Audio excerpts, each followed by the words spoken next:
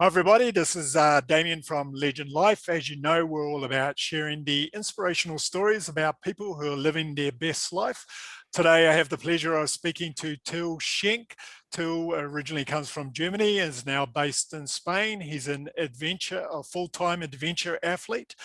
He's also an event MC and also a motivational speaker. So how are you today, Till? Oh, fabulous. Can't complain. Life's good. Beautiful spring day in Girona, Spain. So what would I complain about? Very good. So to kick off, maybe you can give us a little bit of a background about yourself. Have you always been into sports, outdoors, and adventure? Kind of, but not this way, really. Like I grew up, at the bottom of the Black Forest, at the foot of the Black Forest, and did sports as you do as a child. I played tennis and you run around the hills and do some of the local running races and things like that. Never been much into cycling, just shredding the vineyards a little bit with the mountain bike. That was really it. And then at the age of 19, I got a very severe form of glandular fever. When I say severe, we're talking 3 months of quarantine, because the doctors clearly said if I catch a cold from somebody, I'm going to die. Took me years and years and years to even get to the point where I could run 5 kilometers at a go again. But if I tried that 3 times in a week, I'd get sick for 2 weeks again. So I basically didn't do anything for 10 years. Yeah. Obviously, I wasn't a smart kid, right? So I would feel crap for 3 months, and then I would have 3 good days, and I'd run a marathon and then be sick for 3 months again afterwards. And after 10 years, I was told that then I was 29. I was told I'll never do endurance sports again because my organs are done and dusted and all that. And doctors kind of gave up on me. And that was the wake up call of, hell no, not accepting that. It's like after 10 years of being sick, it was like there was this little bit of acceptance, and that was the wake up call I needed. So I decided then and there, I'm going to do an Ironman to prove them wrong. Got very lucky to find a coach who really understood what I was going through and was willing to invest the time, and found a doctor who treated me both with like classic medicine as you know it, but also a little more of a holistic approach. So cleaning the body through food and things like that. And 4 years later, did Ironman South Africa, which was an amazing experience in the lead up, for like when I realized I'm starting to get healthier and better. From there, it was like 2 years of focus, like sessions I was doing where like I was imagining how it would feel like to run down the finish line and everything. And there was always this thing of like, when I crossed the finish line at Ironman South Africa, I know I'm healthy again. And I had this beautiful moment in the last training block, this epiphany of, I don't really need the race anymore. I managed to pull off the training I needed to go to the race. I am already where I need to be. And so that turned Ironman South Africa in a beautiful show run. Did a couple more Ironman afterwards and realized, okay, been there, done that. It's a cool thing, but I've done it for myself a couple of times now. I need something else. So next thing was Cape Epic 8-stage mountain bike race. So that was amazing. That was a lot of fun. And somehow that progressed into reconnecting more and more with nature. After growing up in the Black Forest, I lived in Berlin, in London, in New York, in LA, and so on. So I became a bit of a city kind of guy, and then started reconnecting more with nature again. And through lack of sugar on a bike ride or whatsoever, ended up riding my gravel bike and my 3,200 kilometers through Africa, from Morocco down to Gambia, which is the best experience of my life. And from there, I knew that I'm kind of done with the classic racing of like triathlons and things like that. And it's more about the adventure and doing cool things out there. And got really, really lucky and really fortunate that I seem to tell a good story and brands like it. And now I get financial support for it and I can do cool things. Awesome. So tell us about the Gambian experience. So what kind of inspired you to go off and bike across Gambia? Okay, so this literally how this happened will explain who I am and how I function. So in October, I was in Morocco for the first time, commentating 70.3 Marrakesh. And I had my nephew with me, and like we went into the mountains and explored and had a great time. But the one thing we didn't find the time for was to go and visit the desert. So it was kind of like, I really wanted that, but hey, okay. At that point, we didn't know anything about COVID, so we knew we were going to go back the next year because the event was back on. So do the desert then, right? So in December, I'm finding myself riding my bike with a plan. Even though I didn't really want to race Ironman, I hadn't raced Ironman for 2 years. I promised a friend I'll do one with him. Ironman Lanzarote. So in December, I'm doing my training rides and they get longer and longer. And at some point I'm rolling out and I'm thinking, why am I riding around in circles? If I could ride point to point and get good distance training in. And so I was like, looking at the map, like literally stopped my bike there, looked at the map on my phone and was like, oh, with the time I have available, I should be able to ride from Girona, Spain, down to the beginning of the desert in Morocco, the Sahara. I was like, that's amazing. And fortunately, the bike ride still lasted another 50 kilometers. So there was enough time to turn that idea into, or I could fly into Morocco and ride through the desert and see how far I get in the time.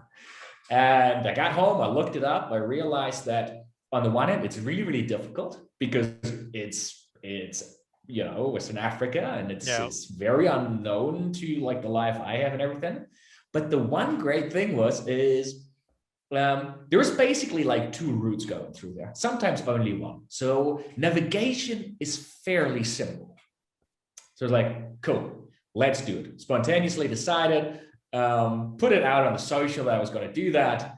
Another athlete from Germany was like, I'm going to join you. And about 10 days later, I quickly flew home, celebrated Christmas with a family. 2 days later, we were on the way to Barcelona, and on the 27th, I think, flew over to Morocco and then hit the road. Very and good.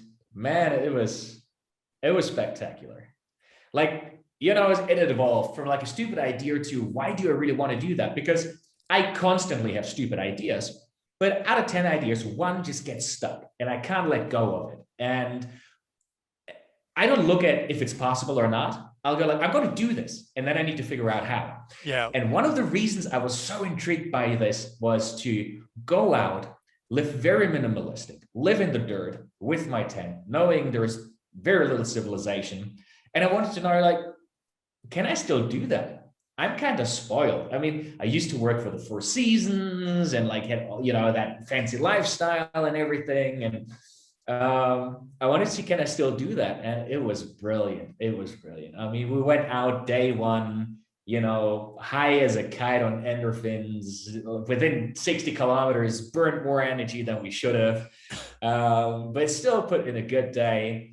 And then came the first night, and it was finding a spot to stay. And suddenly you realize, like, you start thinking, is it safe where we are? Are we hidden well enough here? Should we be there? And, at some point we found a place and it was like kind of sleeping with one eye open, kind of feeling a little bit uncomfortable, and then see that progress and see how quickly that disappeared, and the excitement and everything in the coming days would just take over. And wow, I mean, that was the beginning of an absolutely spectacular trip that involved the 3 longest back-to-back cycling days I ever had. The biggest coincidence I ever experienced in my life, getting lost in a sandstorm, getting held hostage for money for a night in Senegal, taking ferries over to Gambia that are basically deemed a death trap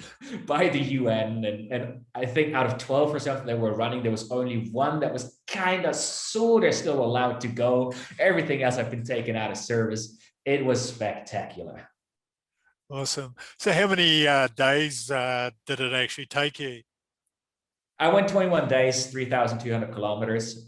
We started off a little slower for the first 10 days because my buddy got a stomach bug right around day 2. So the plan of going 180 kilometer days dropped down to about 110. But after 10 days, he had to fly home. And then for the next 11 days, I was just putting the head down. So from there onward, it was 200 a day averaging, 250 was the maximum.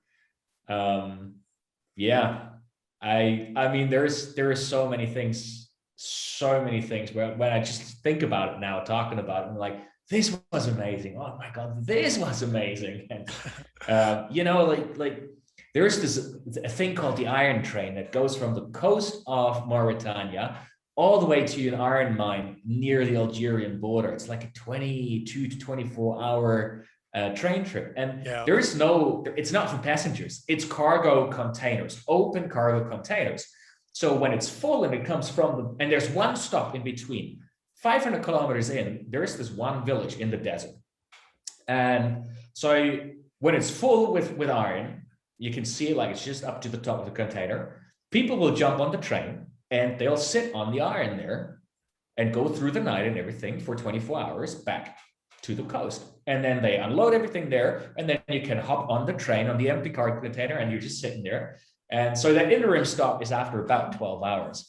And I got warned beforehand that I was going to get cold, that I should buy a blanket. So I bought this big 3x3 meter thick blanket.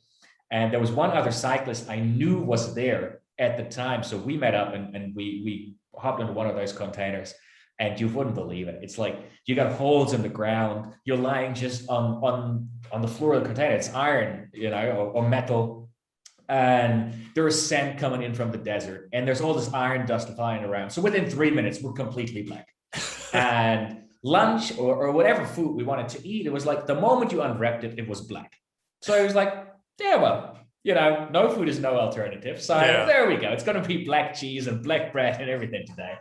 And then night came and we were in the sleeping bags and the temperatures dropped to close to zero and the wind was howling as the train went through the desert. And I ended up under this blanket, literally like cuddling up to a stranger to find extra body heat and everything.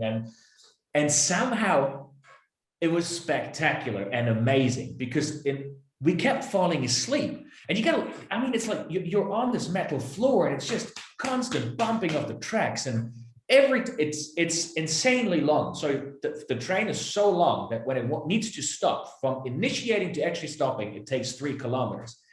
So another thing that happens is when it stops, those containers start like slamming together and you can hear it coming.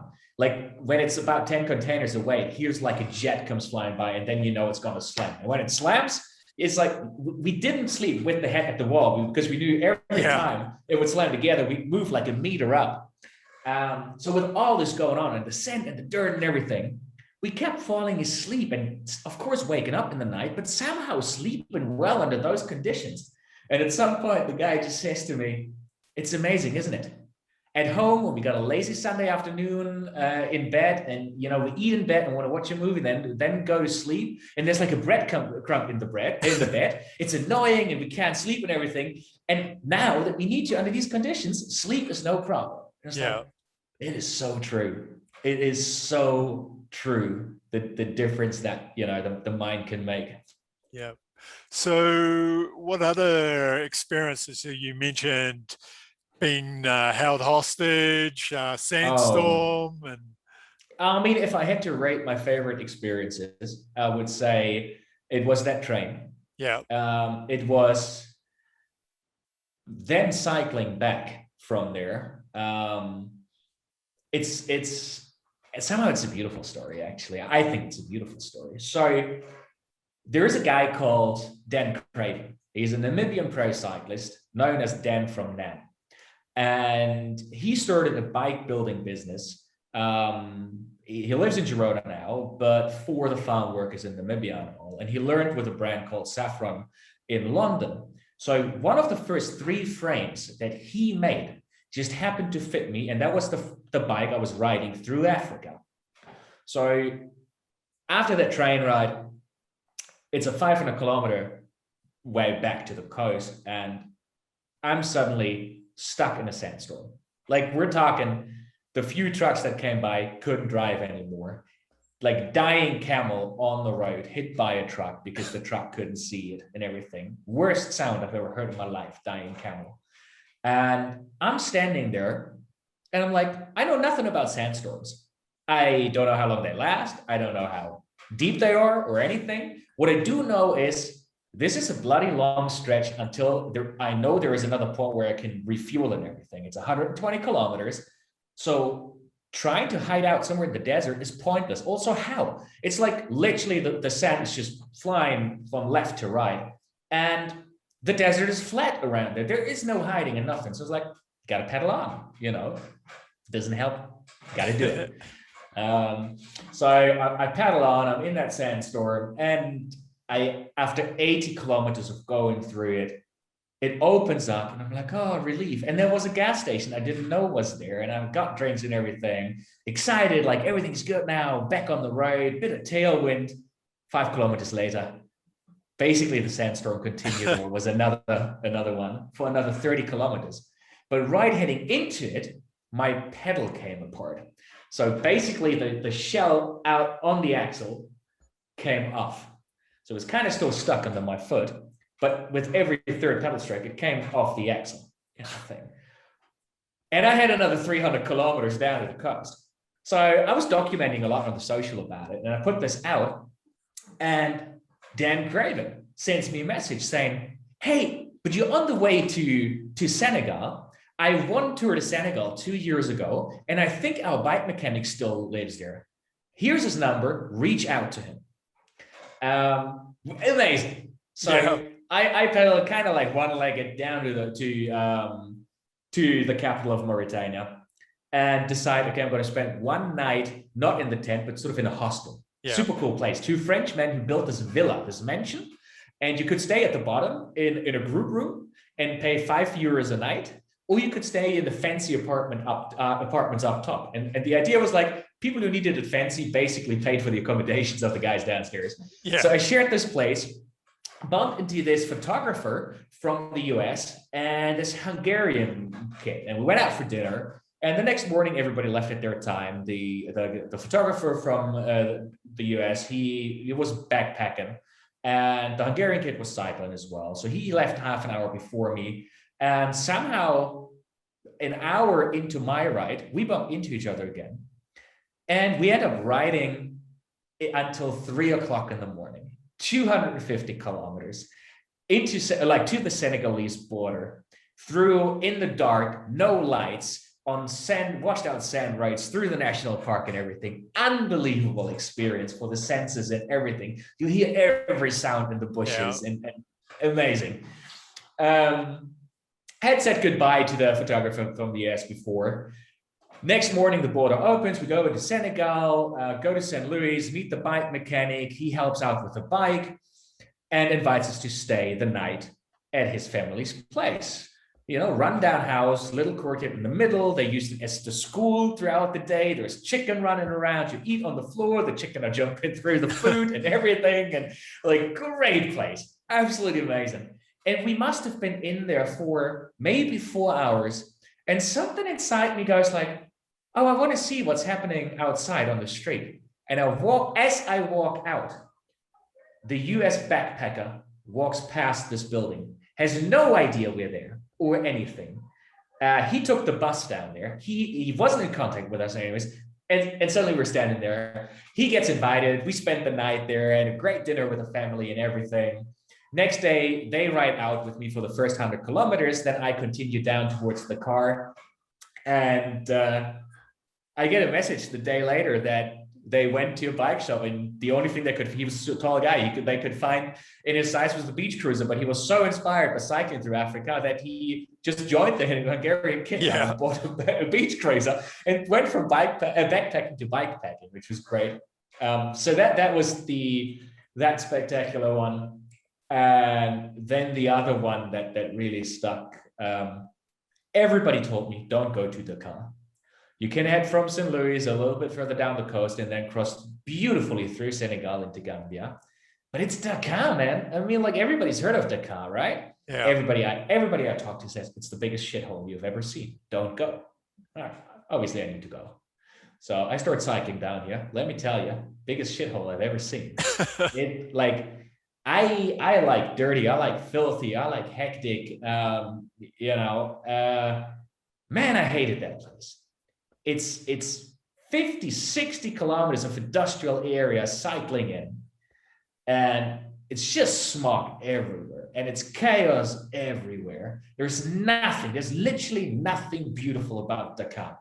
Anyway, I went through the entire city. I went to the surf beaches, which is a shit show because they're about 200 meters wide cleared. And to the left and the right of that, you've got, sewage coming in and dead goats floating around. It's ugly. So I'm turning around, I'm leaving, and I'm heading to Gambia. And for the next roughly 300 kilometers, I'm riding on the worst traffic road I've ever been on in my life. And I used to train on Pacific Coast Highway, but complete disregard for life. Not once, but maybe 10 times on this route. Trucks from behind honking. There's no real space to the side. They don't have traffic coming their way. It doesn't matter. Just as a sport, they'll pull by and then close the door and push me into the bushes and so on. And so I'm hating it. It's the first time, the only bit of the entire trip I'm hating. And it's the third long day, and I'm going over 200 kilometers, and I take a wrong turn, and I get lost in the desert. Obviously, again, my brain doesn't say, oh, turn around, go back to the right road. No, my brain goes like, sure, the path is getting narrow and sandier, but if I keep pushing, something's got to happen. In the middle of the night, I find a really dodgy town. First time I'm really feeling uncomfortable to camp outside. So there's a police station. I go to the police station and ask, hey, can I sleep in a compound or something like that? And they go like, oh, way better, way better. We got a colleague who's off duty. He's going to come pick you up, and he's got places to stay. Guy comes, picks me up. We go to a compound, dodgy as hell neighborhood. Steel gates behind me, get locked, and he basically goes, so just to let you know, whatever happens from here on out, you're not to leave. Just to let you know, leaving here would be very dangerous to your life, and I want your money. Okay, so I give him my money. What choice do I have? But I only have like a little bit of cash on me. So the bank machines are locked inside the bank. So he goes like, you're to stay here for the night. I'm going to pick you up at 8 o'clock in the morning. And then we go to the bank, and I want more money. And just again, a warning, no matter what happens, no matter what you hear, you are not to open the door and go outside or anything. I hadn't eaten since lunch. They didn't allow me food. I was broken, completely broken. Before going, I got a bed at least. I mean, hey, there's a win, Before going to bed, I set everything up for the morning. 3 days before, my bike lights had been stolen, so I knew I couldn't try to get away at night in the dark because the road was a death trap as well. So 6 o'clock, my alarm goes off. Terrible night sweats because the body was broken down. No money left. Bank's still closed. Find a steel pole. I jam open the door or the lock on the steel gate and just get the fudge out of Dodge. And what's awaiting is 110 kilometers of brutal headwind. 110 kilometers that would take me almost 7 hours to get to the next bigger city with nightmarish traffic. Basically, there was another cyclist coming from behind who just, like, when he came by me, he was just swearing, I'm never going to do this again. I hate this place and everything. And I got no food. I got nothing. I had enough coins left for a can of Coca-Cola and a banana. And I was like, my head was just going in 5 kilometer intervals. Like, just make another 5 and another 5. And then the miracle of the mind again. Beautiful thing. 110 kilometers there. I get to the city. It was the ultimate goal for the day. I get cash. I go to the gas station. I put food in. I look at the map. I'm like, from here on out, the route to Gambia is turning. It's going to be tailwind. So I'll get out of town and find a smaller village to stay. So I start rolling. The sugar kicks in. It's like, let's roll a little more. Now it's only 100 kilometers left to Gambia. Maybe I can make it to, like, there's a nice nature reserve. I can make it there. I make it there. I'm like, now it's only 30 kilometers to the actual border. Maybe I'll make it to the border and stay there. So eventually, again, I end up riding into the night, doing another 238 or something kilometers on a completely broken body, because suddenly there was this ultimate goal. I knew I was going to make it to Gambia. I knew people there. I basically knew dinner was waiting. Yeah. It started getting green and beautiful. Yeah, spectacular experience. No, sounds amazing. So what did this adventure teach you about yourself? Well, one thing it really taught me is to look at the world differently.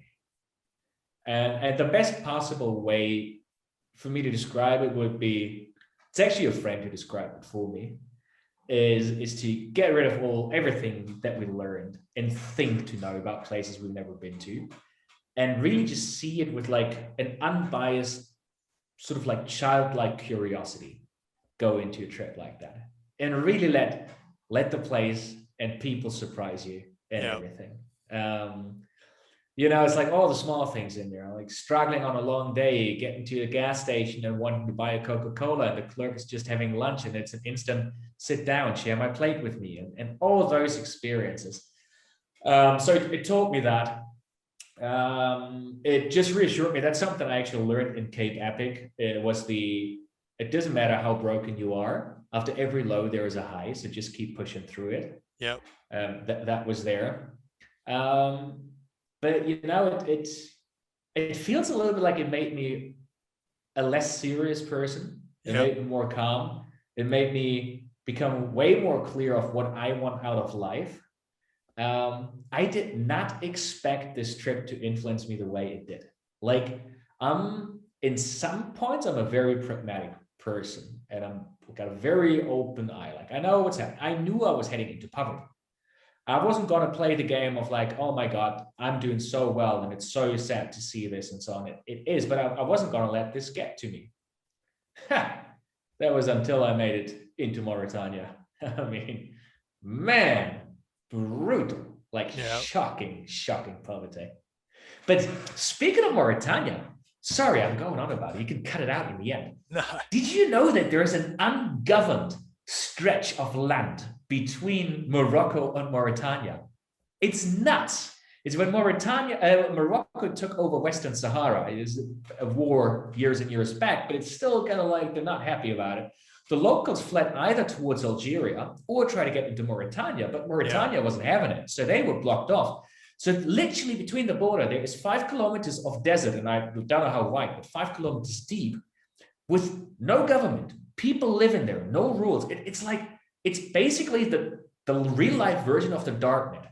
And you cycle through there. There is no path. You got to just find your path through the sand, and you go by hundreds of cars that have burned out after exploding on landmines and things like that. It was insane. It was safe now, like UN started clearing it of landmines and everything. But going in, literally, the last Moroccan guy I saw was like, you cannot do that on a bike. The people in there will kill you and throw your dead body over the fence to blame the Moroccans. I was like, oh, right. And then you're the first one in, right? Because the borders are closed at night. I arrived at night, and I'm a cyclist, so every car gets completely emptied out and checked before it's allowed in there. So I had a half-hour head start on any car coming through, and it's just me. And like in a ghostly distance of 200 meters or something, you see like the people in a car, the ones that I was warned of that they're going to kill me, just sort of like track along as I'm making my way through here. Exploded cars left and right. I'm like, this is too exciting for me to be scared right now. Great trip, man. And so many learnings from that. No, sounds amazing. So what other adventures have you done since then? Nothing that sounds like an adventure, right? Compared to that. Not compared to that. Well, obviously, I mean, I came back mid-January and then COVID hit. So the next one I did was, as soon as we got out of the first lockdown, we had 9 weeks of complete lockdown in our apartments in Spain. As soon as that was lifted and the borders opened again, I grabbed my gravel bike and I headed from Spain through France up to Germany, visited my family, and then continued from there through Germany. Hold on. Sorry, there's a call coming in. Just switch that off. Through into Austria, and just basically it was like visiting friends in different locations. Yeah. Did that. wanted to do a big thing and go up to Eastern Europe and everything, but then COVID made that difficult again. And so eventually ended up looping through Italy, France, back down to Spain, like another 3,000 kilometer trip.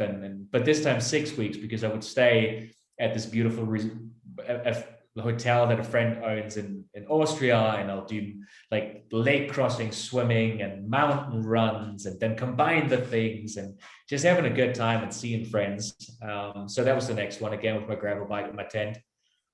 And then started prepping to take on a crazy project that evolved out of lockdown and doing my first indoor Everesting there. And that was the idea to try 7 cycling Everestings in 7 countries in 7 days. With my Finnish co-announcer for the Ironman races.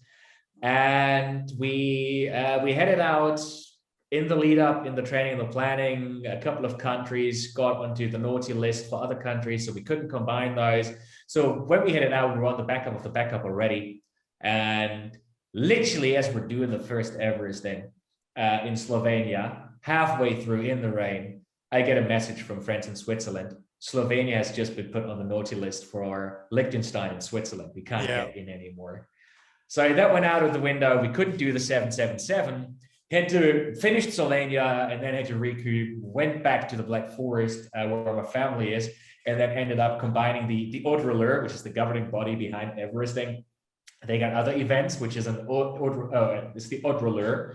And that was 10K.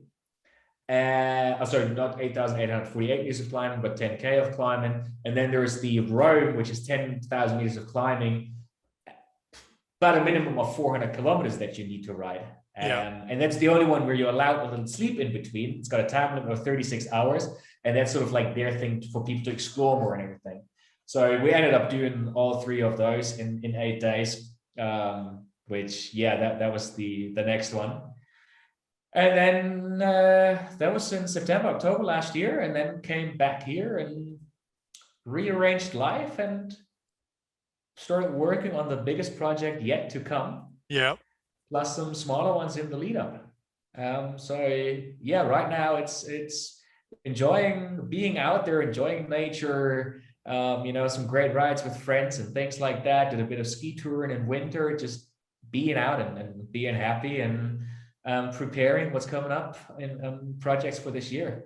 Okay. So what's your definition of adventure? Everybody needs to define that. Do you want my definition or what I think your definition? The definition should in general be? To me, an adventure really is anything that gets me to explore places I haven't been to before, or gets me to do things, challenges, physical challenges or mental partially as well, I've never done before. So it doesn't always need to be the crazy thing. I love to me, adventure is what you make out of it, really. And that's something I think everybody should just do. An adventure could be, man, we're caged in during COVID so much. An adventure could be to just grab your tent, hike up into the hills, spend the night there, and hike back the next day. And just make it fun, do something you usually don't do. Don't bring takeaway food, but you don't even have to buy. You can, out of a beer can, build your own camping stove and just get a simple pan and cook your food out there. Make it a little bit different, a little bit more outdoorsy whatsoever. And so, it's just, for me, adventure is trying something new, basically. So what would you say to someone who wants to go off and try and have an adventure, but hasn't had the courage to do so as yet? Do it. Do it. Hey, be smart about it, and be honest about it. And the most important thing in whatever adventure you take on is to really know and believe yourself. It is more than okay to fail. It's the greatest thing. Failing is the best thing. You learn from it. If you play it right, it'll motivate you for what's coming, and it's totally cool. Then you challenged yourself if you fail. So don't be worried about that. That's the first thing. And the other thing is, because I'll give you an example. Like my buddy who was with me in Africa, he was super keen on it and super eager, but you had to accept somewhere along the way, you know, living in a cheap motel is more his thing than staying out in the tent in the desert. Yeah. Cool. For me, it's the other way around. But everybody needs to accept that for themselves and need to accept, hey, maybe I'm learning something about myself I didn't expect. Maybe I'm learning there are things that I actually don't like, even though I thought I might like them. But don't let that keep you back. Go out, chase your dreams, and most of all, don't ever let anybody tell you you can't do it. Yep. No, brilliant. So what would you say to over 40-year-olds? Like a lot of people approaching over 40 with a little bit of anxiety, you know, viewing it negatively, but, you know, we both know there's a lot more life still left to be lived. What advice would you give to a 40-year-old or someone who's approaching 40? Well, Damien, let's face it, you and I, we both know it's like what we're doing is just our version of a midlife crisis. So, so what I would say to everybody approaching 40 or going over is, you know, choose your midlife crisis. Is it the Harley Davidson or the Porsche, or is it getting fitter than you've ever been before and taking on more adventure and daring to do things? Man, you know, 40 is just like every other episode in life. All I can say is every chapter of my life has been spectacular in its own way. And 40 is the same. Right now, 40 is the best. I'm taking myself less serious and I'm pulling less stupid things. And I'm like, what was I doing? Yeah. You know, you get more relaxed about things and everything. But at the same time, I'll tell you very clearly, I mean, it was the goal for last year heading into 40, which didn't happen because I accumulated a solid 6 crashes last year. But the goal is very clear for this year. I'll be the fittest I've ever been. And my definition of the fittest is to ignore everything that people tend to accept when they're getting older. I'm going to ignore a lack of flexibility. As a matter of fact, I have a lack of flexibility. I always had it. Yeah. I'm going to change that. I want to be the most flexible, like physically, I've ever been. I want to be the fittest, the most enduring I've ever been. I'm taking on learning Spanish now, because don't tell me that, oh, it's so much easier for a child to learn everything. No, not accepting it. You know, it's honestly, I'm feeling. Don't get me wrong. Recovery does take longer. I have to accept that. I needed to be a little bit smarter about what I eat. I don't care about that extra kilo, but too much sugar and stuff just makes me more tired than it used to. But other than that, I'm having a blast, and I'm feeling fit and healthy and young. I'm like, yeah, awesome. That 40 doesn't bother me. It makes me excited of like what stereotypes I can kill when I'm 50. Yeah. Yeah, no, that's a very good outlook. I mean, more people need to have that outlook. So what about a bucket list? Do you have a bucket list? I don't. I literally don't. It's a very simple reason. I can hands down, I'm a guy who forgets negative things very quickly. But hey, I grew up as the youngest of 4. So up until I got the glandular fever, I was a classical youngest. Life was amazing. Always on the sunny side of life. Everything great, right? The glandular fever, sure, it sucked for 10 years, but on the other hand, it made me the person I am today, and I'm happy with that person. So let's not worry about that. But I grew up as an army brat. I moved around every 2.5 years. So as a child already, I got to see different places and got this curiosity built inside me. And I have a great and healthy family that is amazing, and had no setbacks on that end or anything. And then I had a great job in the hotel, and I got to work in Berlin and New York and LA. Met amazing people along the way, got to try all sorts of different things, reinvent myself with the commentary, had that for 10 years, which was amazing again, got healthy, got to do all these things. So like, I don't have, that makes me like, just think like life is so good and so amazing and so exciting most of the time of the year for me, that a bucket list doesn't make sense to me, because it's not going to upset me if I don't achieve one thing. Yeah. Because there's something else exciting. You know, it's if I would put one thing on my bucket list, it is that I want to grow as a person year after year after year. Year after year, I had the same with the commentary. I said I would stop the commentary if I ever left the gig, not having learned anything, may it be positive or negative. And it's the same for life. I mean, I need to change my life when I don't at the end of the year sit there and say, hey, really screwed this one up, man, but learned this is not who I want to be, you know? So just, my bucket list item would probably be to keep learning until it's over. I'll put a second one on there, one I can't influence. I'd love to have an exciting, a happy death on my bucket list. Okay. I prefer not to be in machines or anything, you know, like I want to be out there somewhere with my grandchildren playing pool and just get a heart attack and drop dead or something like that. That would be great. Yeah.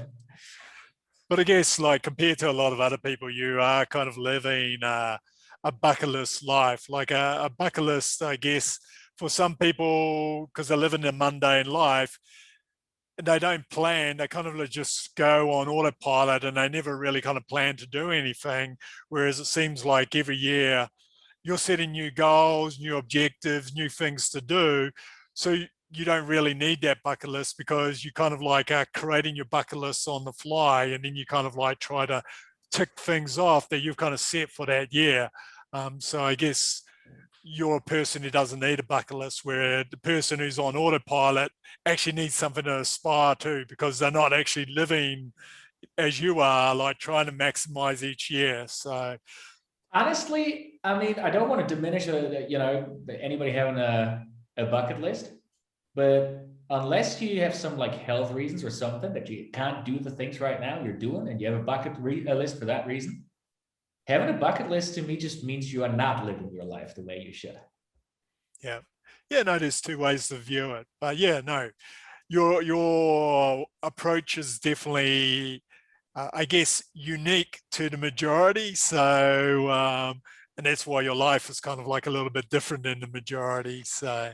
Yeah, but what I mean with it is just take that leap. So when I got excited on the bike about going to Africa, 2 weeks later, I was on a plane. There was no, let's put it on a list and do it at some point. I knew nothing. I'd never done a trip like that before. I other than Marrakesh, I hadn't been in that region or anything. It was like, what the hell? You know, let's just head out. Yeah. That's just what I mean. Like, just take the jump.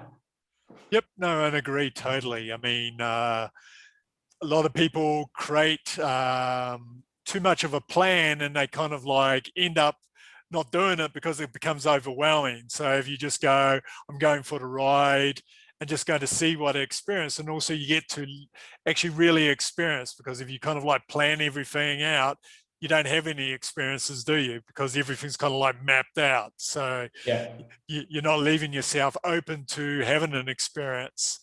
So cool.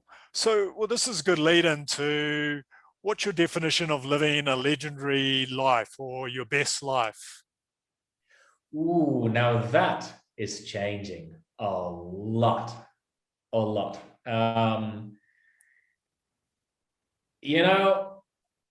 I would say up until a couple of years ago, living my best life, and my definition would have been to do whatever I want and just chase my dreams and all that stuff. And don't get me wrong, a lot of that is still there.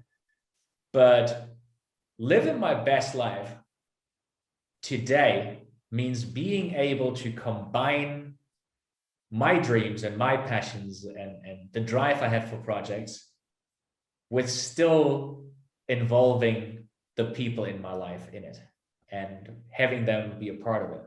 What I mean is, I in the past had a tendency to ruin friendships, relationships, and so on, over getting too focused on a project.